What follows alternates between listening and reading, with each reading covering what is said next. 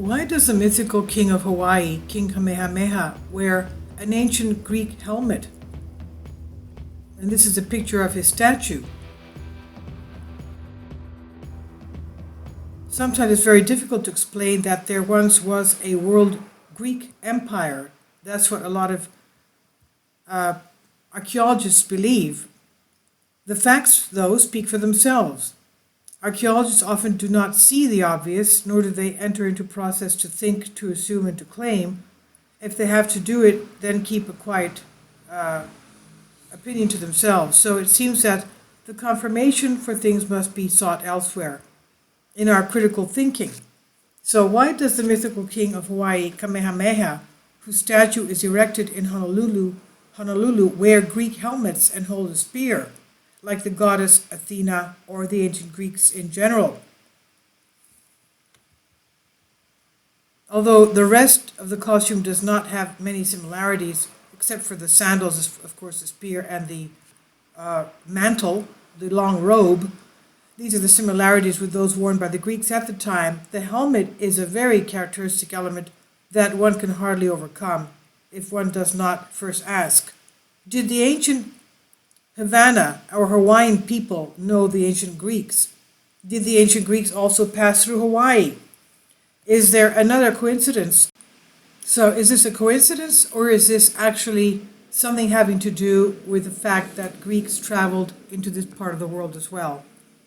Please let me know, leave your comments, and thank you for your support. Now, I've translated this for you from a Greek article, Diadrastika. Now we know that Indonesia, even the name Indonesia, is a Greek word. We know that the meander, the geometrical sign of the ancient Greeks that meant peace, was found in the Native American Indian tribes on their headbands and on their belts. And we know that the ancient American Indians spoke the Greek language, and they even knew the lettering of the ancient Greek alphabet. That's why a professor from Maryland University in the mid-1800s wrote letters to the chieftains of the American Indians in ancient Greek, telling them, "My brothers, aderfiamu, I write to you in the language of your native ancestors, which you know very well, how to speak and how to write in." So that's why he wrote to them in ancient Greek, speaking in ancient Greek, sending the letters to the chieftains of the tribes of the Native American Indians, so that he would warn them that they should hold on to their culture because of the influence of the West. Otherwise, they would lose their culture. So we knew that the American Indians spoke the ancient Greek language. We also know that the ancient Minoan DNA has been found in the Indians around the Native American Indians around the Great Lakes.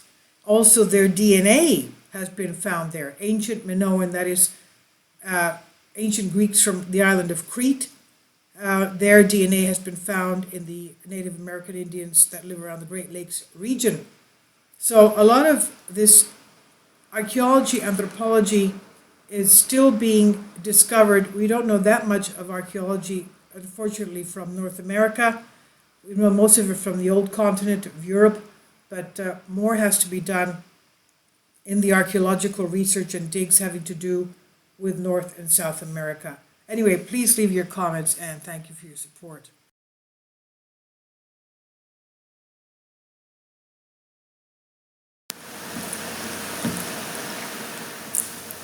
If you'd like to join me on my Patreon account, you will hear content not covered by mainstream media.